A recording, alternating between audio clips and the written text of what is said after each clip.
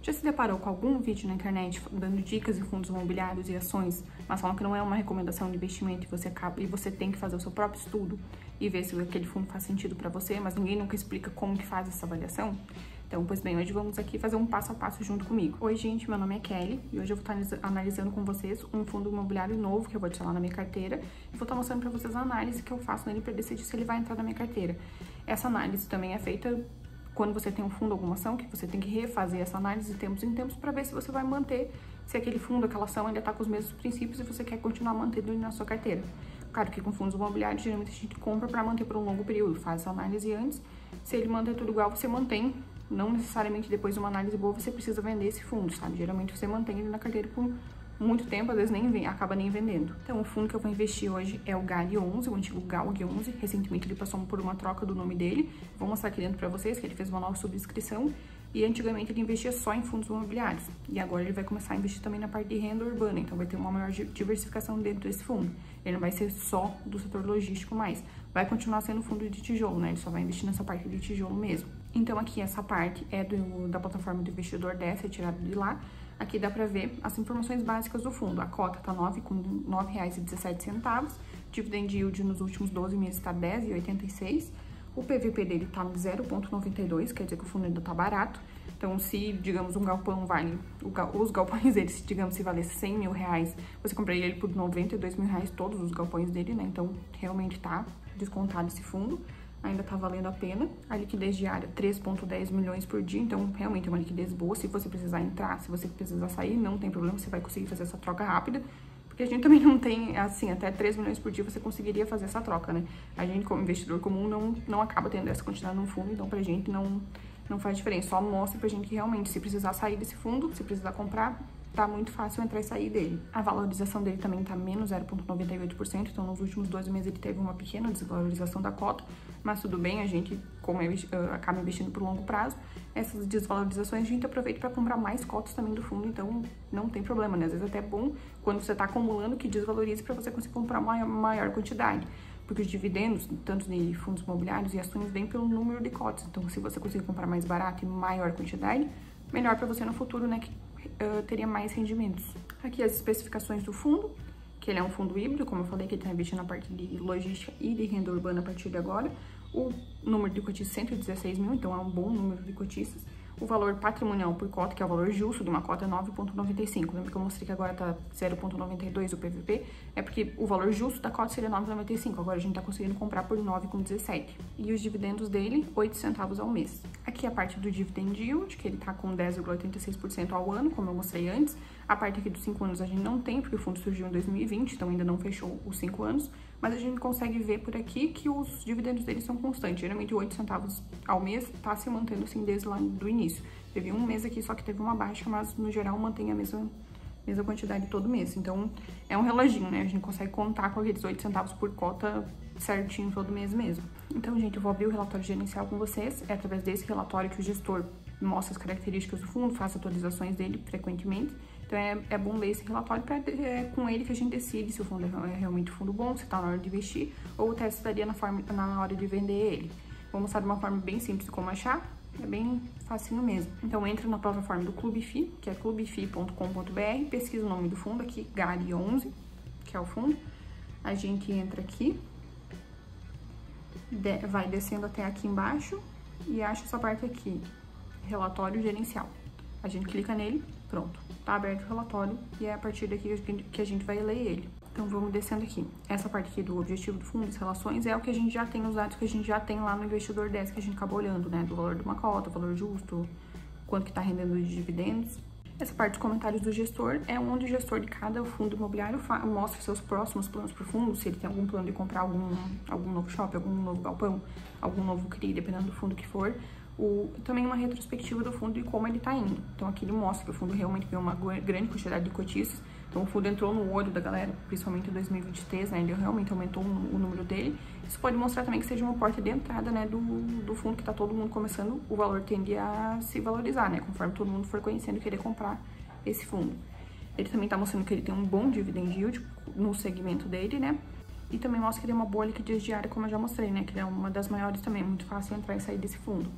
Aqui mostrando essa troca que teve do nome de Gag11 para Gari11. O fundo ele passou em novembro de 2023 por uma nova emissão de cotas. Então, essa emissão de cotas é assim, o fundo imobiliário ele é obrigado a distribuir 95% dos investimentos, dos rendimentos dele para os cotistas. Por isso que a gente consegue contar tanto com o rendimento dos fundos imobiliários todos os meses, os dividendos, né?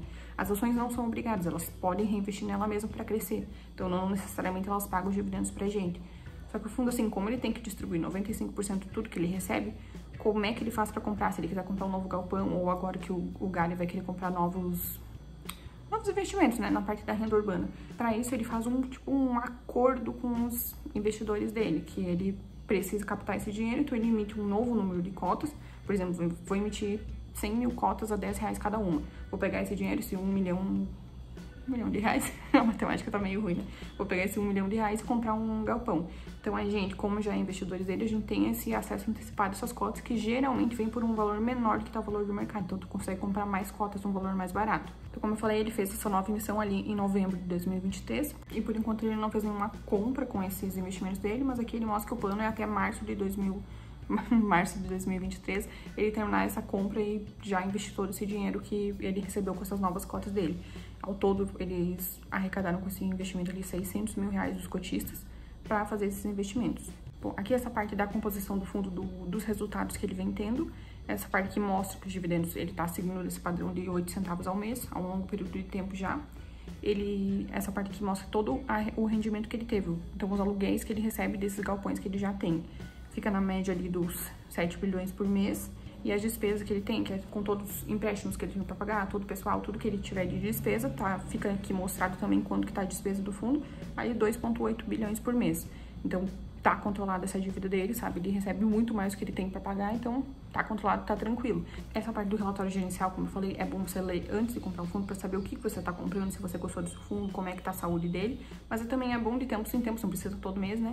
De tempos em tempos, você reanalisar para ver como é que tá a saúde do fundo, para saber em que caminho ele tá indo, né? Se essa dívida tá aumentando, se tá diminuindo, como é que tá a saúde do fundo, para você não ficar aí também preso nele e não ver que o fundo tá no risco de quebrar, né? Porque tem muitos fundos do ano passado que muita gente perdeu dinheiro, por exemplo, que se vocês forem ver o DEVA11, que assim, tava ali, se você lesse, você veria, porque muita gente, como é que pode dizer, foi caindo o valor da cota e manteve, porque esperou, vai se recuperar esse fundo. Realmente, ele pode se recuperar, mas vendo esse relatório você também tem uma noção de se isso vai acontecer no curto prazo, longo prazo, você poderia ter saído muito antes e não acabar com o dinheiro preso, porque tem muita gente preso ali porque não quer vender com um prejuízo muito grande nesse fundo, né? Essa parte aqui de desempenho do fundo, mostrando desde o início como ele está se evoluindo comparado com os outros índices, outros fundos do segmento dele também. E aqui a evolução de toda a base dos cotistas dele. Toda a base dos cotistas e o valor negociado que ele veio tendo. Então dá pra ver que em 2023 realmente o fundo deu uma guinada e entrou no olho da galera mesmo. Então aqui mostra a parte dos galpões que ele tem, por enquanto só galpões logísticos, esses 5 galpões. É uma quantidade muito pequena, eu acho, até eu gosto de galpões fundos mais valorizados, mas como eu falei, ele vai fazer essa compra, ele vai diversificar, vai ter umas novas compras de segmentos, e assim, são 5 ativos, só que eles estão nos contratos atípicos. O que significa isso?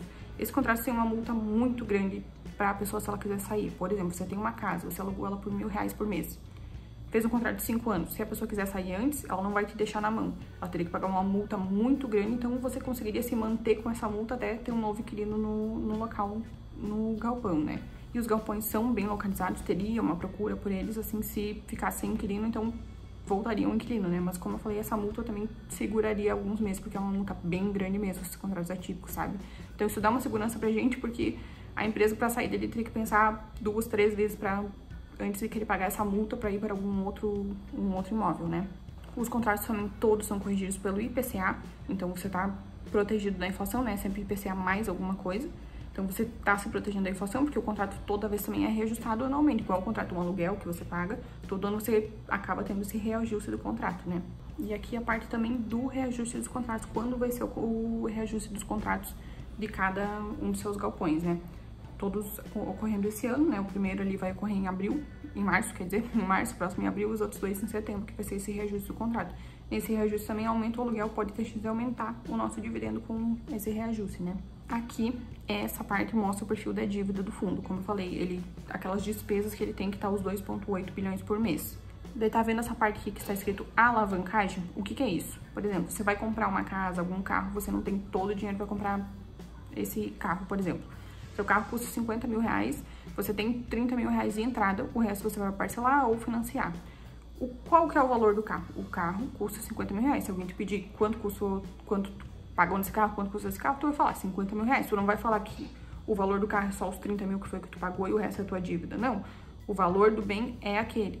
Você só pagou uma parte e o resto você tá devendo. A alavancagem é isso. A gente acaba fazendo isso na nossa vida e nem percebe, nem sabe o que é esse conceito da alavancagem. Então, a alavancagem é isso. De bens, tudo que o GALI 11 tem são 1,58 milhões. Grande parte disso também veio dessa nova emissão de cotas, porque antes ele tinha um patrimônio de 900 milhões, com essas cotas foi 600 milhões incluídos nele. Então, o valor total dele de patrimônio que ele tem, até o momento, é 1,58 milhões, né? A alavancagem também é a parte que ele deve, partes que não estão já incluídas dentro do valor do fundo, né? Também essa parte aumentou bastante, porque com essa última subscrição que teve, antes o valor do fundo era 900 milhões. Com essa subscrição eles arrecadaram 600 milhões de cotistas, então o valor do fundo agora atualmente está esse 1,5 bilhões, né? Desse 1 bilhão que ele ainda está devendo, querendo ou não, tem essa parte ainda que ele já pegou da subscrição, mas ainda não investiu em nenhum lugar, né? Então a alavancagem é porque ele tá com esse dinheiro ali, mas não tá inserido em lugar nenhum. O patrimônio líquido, então, que ele tem, que ele já pagou, tá tudo quitado, já tá no parte certinha dele, é 564, que ele tá devendo esses 1 bilhão. Então, isso quer dizer que a alavancagem dele da dívida é 41% desse valor do fundo. É uma alavancagem alta, eu gosto mais quando tá abaixo de 25%, 30%, mas o GALI 11 fez uma sacada muito boa com isso. Nessa parte desse gráfico aqui, que a gente vê que tá decrescente, é a dívida dele, o plano que ele tem para pagar. Então, o gestor tem um plano e ele tá conseguindo se manter mesmo, diminuir essa dívida dele, porque ele teve uma sacada muito boa. Todas as dívidas estão vinculadas ao tempo de contrato. Então, assim, ele comprou o galpão 1, por exemplo. A dívida dele, ele fez um empréstimo, por exemplo, que ele vai terminar de pagar em 2027.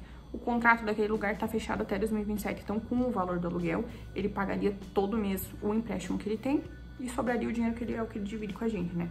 Por exemplo, você comprou uma casa e colocou lá para alugar. Você deu a entrada na casa e agora você tem um empréstimo do financiamento para pagar o resto. Digamos que você tem que pagar R$1.000 por mês de empréstimo, tá 1.500 o aluguel. Você recebe esse aluguel da casa, desses 1.500 que você recebeu, R$1.000 tu paga a tua dívida, sobrou R$500 para ti livre. Esses 500, digamos que sobra, é a sobra que ele divide pra gente com os dividendos, né? Mas isso mostra que o negócio tá saudável, porque você não tá nem tendo que tirar o dinheiro do seu bolso para pagar a tua dívida, sabe? E ainda, como eu falei antes, o contrato é atípico, então a multa é muito grande. Com a multa da rescisão, ele terminaria de pagar essa dívida, sabe? Então ele tá seguro essa dívida dele, apesar de estar uma alavancagem alta, tá seguro, porque se acontecer algum problema, ele termina de pagar essa dívida, tá tudo certo, não vai quebrar, não vai falir. Então, essa aqui, a parte de baixo, mostra todos os galpões que eles têm, vocês conseguem ver as imagens. Se vocês quiserem, vocês podem até colocar no Google Earth, Google Maps e pesquisar o fundo, olhar até como ele é um imóvel físico, um shopping, um galpão logístico, você pode até olhar no Google onde é que ele tá localizado, olhar de cima, né, imagem de satélite, ver onde é que ele tá localizado, se tá bem localizado, como é que é o local. Todos os inquilinos também são bons, são bem qualificados, aqui tu vê que eles são AAA, que é assim, a classificação, até quando você vai investir às vezes em algum CDB, algum banco, assim, tem a classificação de como é a avaliação dessa empresa, no caso, do banco que você vai investir o CDB, ou aqui da empresa que está alugando, como é a classificação dele de pagamento mesmo, de como é que é uma empresa, se ela é bem qualificada, né, na questão de dívidas e tudo. Então, eles estão todos bem qualificados mesmo, não são empresas que dão calotes, no caso, né. E os contratos, como eu mostrei, todas as empresas têm um contrato atípico. Tem um galpão, inclusive, que é um galpão que essa BRF, que é uma delas, ou ali de Salvador, ele vai ser vendido para essa empresa, porque ela mostrou o interesse de comprar, vai ser vendido também. Esse valor que vai ser recebido vai ser dividido também em dividendos e ajudar a comprar as outras rendas que eles vão, os outros imóveis que eles vão fazer essa compra, né? Eu decidi investir nesse fundo, acabo já investindo nesse fundo na carteira do meu namorado desde o ano passado, só não tinha colocado ele na minha carteira, mas eu vejo que esse fundo tá crescendo, tá com potencial, tem essa dívida, como eu falei, que a alavancagem tá alta, mas realmente é uma alavancagem, ao meu ver, controlada. O fundo vai comprar novos imóveis, eu acho que ele tem de se valorizar. Já optei por entrar nele agora, e essa é a análise que eu faço do porquê eu gostei desse fundo. Há tanto a parte do investidor 10, né, a gente olhar o dividendo dele, como é que tá, mas também olhar a saúde por dentro do fundo para entender o que tá acontecendo dentro dele. Então, por que eu comprei esses R$ 1.037 de uma vez esse fundo? Porque eu queria atingir logo o número mágico do fundo. O que é esse número mágico? É o número de cotas que você tem que ter desse fundo, dessa ação, geralmente fundos imobiliários que pagam todos os meses, É o número que você precisa para que, com o rendimento que ele te der, você consiga comprar uma nova cota dele todo mês, sem precisar investir um dinheiro do seu bolso. Então, como você descobre esse número, o Magic Number, né, o número mágico desse fundo imobiliário? Você pega o valor da cota e divide pelo dividendo que ele paga. Então, por exemplo, 9,17 dividido por 0,08 centavos, que seriam 114,62 cotas. Como a gente não tem como comprar 0,62 cotas, a gente compra um número a mais, né? Seriam 115 cotas que você teria que comprar para garantir que mês que vem, com o dividendo que você receber, eu compro uma nova cota dele sem ter que tirar um dinheiro do meu bolso. E assim, você não precisa colocar todo esse valor de uma vez, você pode comprar aos poucos, né, até que vai chegar um momento que você vai atingir o Magic Number dele. A maioria dos meus fundos, que as cotas custam mais caras, eu nem atingi o Magic Number deles. Nesses fundos que valores que são base 10, é mais fácil atingir porque tu precisa um menor valor investido nele para conseguir atingir esse Magic Number dele, né? E outra coisa, assim, esse Magic Number, ele acaba mudando, né? Porque o valor da cota oscila, o valor de dividendo também oscila. No GAD 11, como a gente viu, o valor de dividendo tá sempre se mantendo parelho, né? Mas isso não acontece em todos os fundos. Tem alguns que algum mês paga mais, outro mês paga menos. E também o valor da cota que oscila, né? Então, não necessariamente o valor da cota vai ficar esse, pode ser que suba, e aí o número de cotas que você precisaria seria maior, né? Mas também, essa cota vai te ajudando todo mês a aumentar esse valor. Só que assim, não é pra você atingir esse Magic Number e pronto, não vou investir mais, vou ficar rica com isso, tudo certo. Não, isso aí realmente dá um gasto no seu investimento. Então, se você investe R$20 por mês no Garion, você consegue comprar 2 cotas. Com essa uma cota a mais, você compraria 3 cotas naquele mês. E assim, sucessivamente. Vai chegar um momento que você vai estar ganhando 2 cotas do fundo imobiliário de graça, né? Mais as 3 que você aportaria, seriam já 5 por mês. Assim, você vai criando uma bola de neve que o fundo te ajuda a crescer e aumentar cada vez seu patrimônio. Mas se você colocar e esquecer, vai aumentar uma cota por mês, você aumentaria o quê? 12 cotas no ano, 24 em 2 anos. Seria pouco aumento, você demoraria muito para atingir um valor que realmente o fundo tá te dando, que você não precisaria investir mais.